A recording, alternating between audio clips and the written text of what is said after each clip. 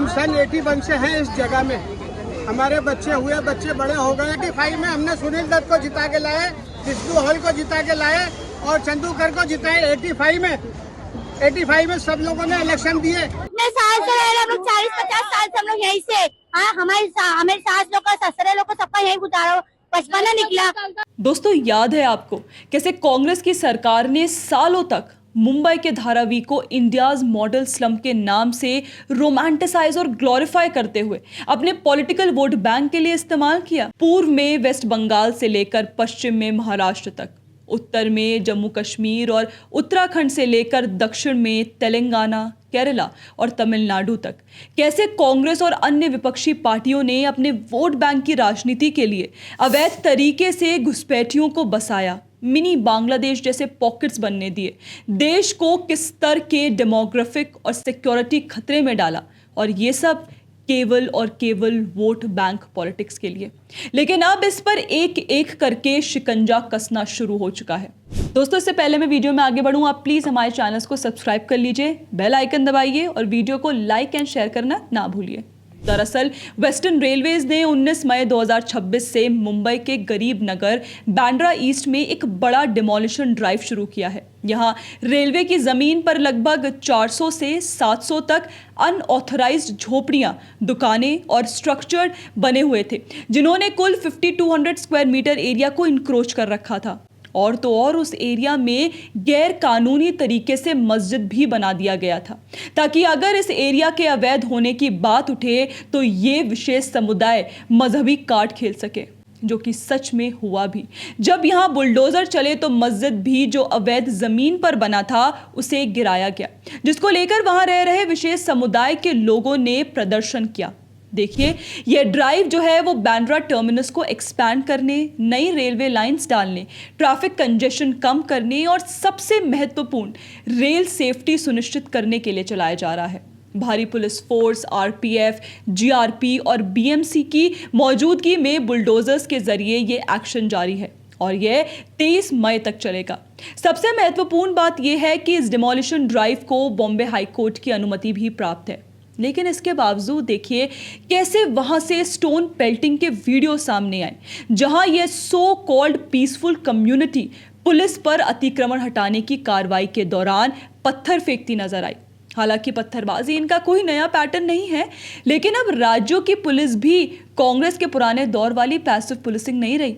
Mumbai police ने भी इन उपद्रवियों पर लाठी चार्ज किया और ऐसे 7 सस्पेक्ट्स को गिरफ्तार भी कर लिया। पर अफसोस, इन्हीं पत्थरबाज लोगों के सपोर्ट में कथित तौर से फिर वही इकोसिस्टम कूद पड़ा। ये वीडियो देखिए कैसे स्वरा भास्कर के हस्बैंड और एनसीपी शरद पवार के युवा नेता फहद अहमद इलीगल इंक्रोचमेंट करने वालों को डिफेंड कर रहे हैं। सेकेंड पॉइंट ना, इट इज इजी ना, क्योंकि पूरा डिबेट जो है मुसलमानों को दिखाना है कि मुसलमान ही थे वहां पे। मुसलमान पत्थर उठाएगा तो ऐसा थोड़ी उसको हिंदू बना देंगे और उसको दिखाएंगे ना। देखिए, 29 अप्रैल 2026 के अपने ऑर्डर में कोर्ट ने साफ कहा था कि रेलवे अथॉरिटीज अनऑथराइज्ड और इलीगल स्ट्रक्चर्स को हटाने के लिए अधिकृत है और डिमोलिशन ड्राइव जारी रख सकते हैं। कोर्ट ने कहा कि रेलवे की सेफ्टी सेंसिटिव लैंड इंक्रोचमेंट्स के साथ नहीं रह सकती, क्योंकि इससे ट्रेसपासिंग, एक्सीडेंट्स और ऑपरेशंस में लगातार परेशानी हो रही थी। कोर्ट ने यह भी माना कि ऐसे इंक्रोचमेंट्स पब्लिक इंटरेस्ट के खिलाफ है और नेशनल इंफ्रास्ट्रक्चर को नुकसान पहुंचा रहे हैं। हालांकि देखिए, कोर्ट ने एक महत्वपूर्ण कंडीशन भी रखी।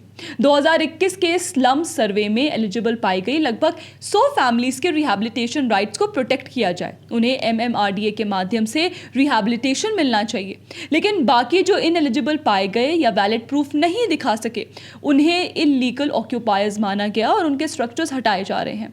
लेकिन हल्ला काटने वाले एक्टिविस्ट को इन इलीगल ऑक्यूपायर्स के लिए भी खर्चा पानी और शेल्टर चाहिए।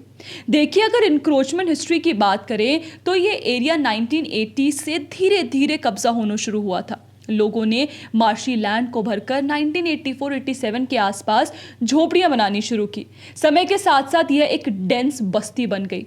2017 में ही पब्लिक प्रेमिसेस एक्ट के तहत इविक्शन ऑर्डर्स निकल चुके थे, लेकिन लगातार लीगल केसेस डालकर इस एक्शन को 8 से 9 वर्षों तक रोका जाता रहा। जिन इलीगल ऑक्यूपायर्स को बेसहारा बताकर उनके ह्यूमन राइट्स की बात हो रही है, उन लोगों ने जितने मामले कोर्ट में किए हैं, इस केसेस के एवरेज खर्च का हिसाब लगाना भी मुश्किल है। इकोसिस्टम के देखिए तमाम संगठनों से इन्हें लगातार सोशल और लीगल सपोर्ट मिलता रहा और इन सेटलमेंट्स के पीछे कैसे कांग्रेस नेताओं का हाथ रहा, इसका संकेत खुद एक लोकल व्यक्ति की बाइट से मिलता है। हम सन 81 से हैं इस जगह में, हमारे बच्चे हुए, बच्चे बड़े हो गए। 85 में हमने सुनील दत्त को जिता के लाए, जिष्णु हॉल को जिता के लाए और चंदूकर को जिताए 85 में सब लोगों ने इलेक्शन दिए। वे बताते हैं कि कैसे 1981 में लोग यहाँ सेटल हुए और उन्हीं की बदौलत 1985 के चुनाव में सुनील दत्त ने मुंबई नॉर्थ वेस्ट सीट से कांग्रेस के टिकट पर जीत हासिल की।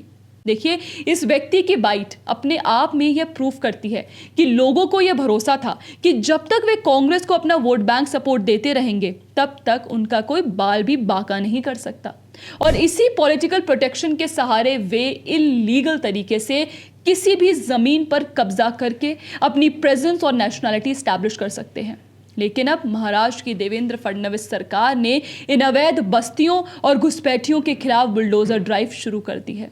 इसी बीच देखिए, कुछ ऐसी बाइट्स भी सामने आई जहां हिंदू फैमिलीज को लोकल मुस्लिम कांग्रेस कॉर्पोरेटर्स द्वारा कथित रूप से डराया धमकाया जा रहा था कि अगर हमारे मकान टूटेंगे तो हम तुम्हारे भी तोड़ेंगे। कि मेरा दीवार टूटेगा तेरा भी मैं तोड़ूंगा। बोल रहे थे करवाऊंगी, क्या बोलते हैं, ताजिया करते हैं, हाँ छवि वो बनवाने के लिए बोलते मैं ये बनवाऊंगा कि लड़की और की मेरे को सब धमकी दे रही थी। शौकत कौन है ये? शौकत कौन है? और देखिए, ये पहली बार नहीं है जब सरकारी जमीनों पर अवैध तरीके से कांग्रेस द्वारा कथित रूप से घुसपैठियों को बसाया गया हो या फिर इलीगल इंक्रोचमेंट्स हटाने पर विरोध किया गया हो, क्योंकि मुंबई जैसा ही एक सिमिलर मामला इस समय जम्मू में भी चल रहा है।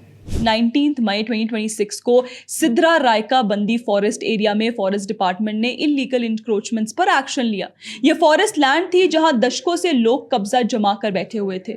यह एक्शन फॉरेस्ट और स्टेट लैंड रिकवर करने, इकोलॉजी बचाने और डेवलपमेंट प्रोजेक्ट्स के लिए एलजी एडमिनिस्ट्रेशन तथा सेंट्रल डिपार्टमेंट्स के सपोर्ट से लिया गया, क्योंकि JNK यूटी में law and order, forest and revenue departments उनके कंट्रोल में आते हैं। लेकिन इसके बाद नेशनल कॉन्फ्रेंस और कांग्रेस अलायंस ने इसका विरोध शुरू कर दिया और इसे इलीगल तथा कॉन्स्पिरेसी बताया। सीएम उमर अब्दुल्ला ने इस डिमोलिशन को इन्वेस्टिगेट करने के लिए 2 मेंबर की कमेटी भी बना दी और अब उल्टा जम्मू और कश्मीर पीपल्स कॉन्फ्रेंस प्रेसिडेंट और MLA साजिद लोन तो नेशनल कॉन्फ्रेंस के इस फैसले पर ही उनकी आलोचना करने लगे और इस पूरे कदम को सिर्फ एक आई वॉश बताया। जबकि देखिए, यही कांग्रेस NC गठबंधन हर anti encroachment, anti legal construction और लैंड रिट्रीवल ड्राइव का विरोध करता आया है, चाहे वह JDA रिंग रोड प्रोजेक्ट हो, ड्रग माफिया की प्रॉपर्टीज हो या जम्मू के अन्य क्षेत्रों में स्टेट लैंड रिकवरी ड्राइव्स। मतलब इन लोगों का एजेंडा साफ दिखता है कि जहां भी इंक्रोचमेंट रिमूवल या डेवलपमेंट प्रोजेक्ट्स हो, खासकर जब मुस्लिम या ट्राइबल कम्युनिटीज इन्वॉल्व हो, वहां कम्युनल एंगल लाकर प्रोटेस्ट शुरू कर दो। यानी यहां भी ये लोग वोट बैंक की अपनी चीप पॉलिटिक्स खेलना शुरू कर देते हैं, जबकि वास्तविक आवश्यकता तो जम्मू के ओरिजिनल रेसिडेंट्स, इकोलॉजी और प्लान डेवलपमेंट को प्रोटेक्ट करने की है। अब देखिए, जम्मू से हल्द्वानी की ओर चलते हैं। याद कीजिए बनभूलपुरा एरिया, जहां रेलवे लैंड पर 4000 प्लस घर विशेष समुदाय के लोगों द्वारा दशकों से अवैध तरीके से कब्जाए हुए थे। सुप्रीम कोर्ट ने भी क्लियर किया था कि यह लैंड रेलवेज की है और इसे जल्द से जल्द खाली कराया जाए। लेकिन सोचिए, तब विरोध में कौन आया? कांग्रेस और समाजवादी पार्टी के लोकल लीडर्स, क्योंकि आरोप यही लगे कि इन अवैध बस्तियों में घुसपैठियों को बसाने का काम वर्षों से वोट बैंक पॉलिटिक्स के लिए किया जाता रहा है।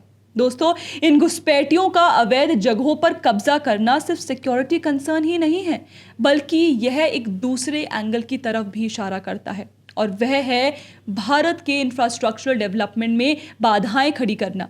जैसे मुंबई और हल्द्वानी दोनों मामलों में रेलवे लैंड पर इल्लीगल कब्जों की वजह से इंफ्रास्ट्रक्चर प्रोजेक्ट्स प्रभावित हुए।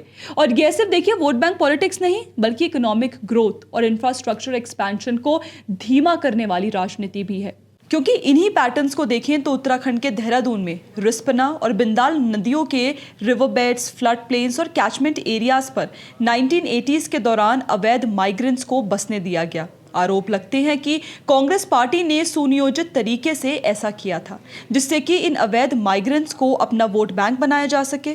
शायद इसीलिए सरकार बदलने के बाद जब भाजपा ने इनके ऊपर सख्ती की, इंक्रोचमेंट्स को हटाने के लिए कार्रवाई शुरू की, तो लोकल कांग्रेस लीडर्स और एमएलएस इनके समर्थन में आवाज उठाते दिखाई दिए।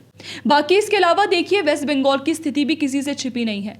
ममता बनर्जी की टीएमसी सरकार पर लंबे समय से आरोप लगते रहे हैं कि उन्होंने बांग्लादेशी घुसपैठियों को शेल्टर देकर उन्हें राशन कार्ड्स और अन्य सुविधाएं दिलाई ताकि एक बड़ा वोट बैंक तैयार किया जा सके। इस पर हमने देखिए अपने चैनल पर कई डिटेल्ड वीडियोस भी किए हैं जो कि आप हमारे डिस्क्रिप्शन में जाकर चेक कर सकते हैं। लेकिन अब देखिए, बंगाल में बीजेपी गवर्नमेंट आने के बाद एंटी इंक्रोचमेंट ड्राइव्स शुरू हो चुकी हैं। Howrah railway station, Sealdah, coach Bihar, north से लेकर साउथ तक वेस्ट बंगाल को इंक्रोचमेंट किया जा रहा है। बुलडोजर्स द्वारा illegal stalls, makeshift roads, hawker structures और रेलवे लैंड पर बने कंस्ट्रक्शंस हटाए गए और नाईहाटी, तिलजाला सहित कोलकाता के अन्य इलाकों में लीगल स्ट्रक्चर्स हटाए जा रहे हैं। और जैसा एक्सपेक्टेड था वैसे ही घुसपैठियों से जुड़ा मजहबी मॉब सड़कों पर उतर आया। बीजेपी और पीएम मोदी के खिलाफ नारेबाजी शुरू हो गई, उन्हें गालियां देने लगे, जिस पर भी आपको एक डिटेल वीडियो हमारे चैनल पर मिल जाएगा। बाकी देखिए, इसी बीच ममता बनर्जी ने इन एक्शंस को बुलडोजर पॉलिटिक्स बताया और इसे गरीबों के खिलाफ बीजेपी का अभियान कहा, जबकि आम जनता का कहना है कि दशकों तक इलीगल इंक्रोचमेंट्स को पॉलिटिकल प्रोटेक्शन देने का परिणाम अब सामने आ रहा है। दरअसल विपक्ष को बुलडोजर पॉलिटिक्स से सबसे बड़ी दिक्कत तब शुरू हुई जब योगी आदित्यनाथ के नेतृत्व में उत्तर प्रदेश में ऑर्गेनाइज्ड क्राइम, माफिया नेटवर्क्स और इलीगल इंक्रोचमेंट्स के खिलाफ अग्रेसिव एक्शन शुरू हुआ। समर्थकों का दावा है कि इससे लॉ एंड ऑर्डर और क्राइम रेट में बड़ा सुधार देखने को मिला। अब देखिए, यही मॉडल दूसरे बीजेपी रूल्ड राज्यों में भी दिखाई दे रहा है और इसलिए जिन क्षेत्रों में दशकों तक कांग्रेस और अन्य विपक्षी दलों की सरकारों ने कथित रूप से घुसपैठियों और विशेष समुदाय के अवैध इंक्रोचमेंट्स को पॉलिटिकल प्रोटेक्शन दिया, वहां बेचैनी स्वाभाविक है, क्योंकि कांग्रेस की वोट बैंक पॉलिटिक्स पर सबसे बड़ा खतरा वही पैदा होता है जहां रूल ऑफ लॉ और एंटी इंक्रोचमेंट एक्शंस शुरू होते हैं। अंत में सवाल सिर्फ बुलडोजर का नहीं है, सवाल ये है कि क्या भारत का विकास प्लान्ड अर्बनाइजेशन, इंफ्रास्ट्रक्चर एक्सपेंशन और रूल ऑफ लॉ के आधार पर होगा या फिर decades old vote bank politics और लीगल इंक्रोचमेंट्स के दबाव में? क्योंकि अगर पब्लिक लैंड पर कब्जा ही राइट्स बन जाएगा तो फिर कानून, डेवलपमेंट और नेशनल इंफ्रास्ट्रक्चर केवल भाषणों तक सीमित रह जाएगा। दोस्तों, आपकी इस पर क्या राय है, प्लीज हमें कमेंट सेक्शन में जरूर बताइएगा। जय हिंद।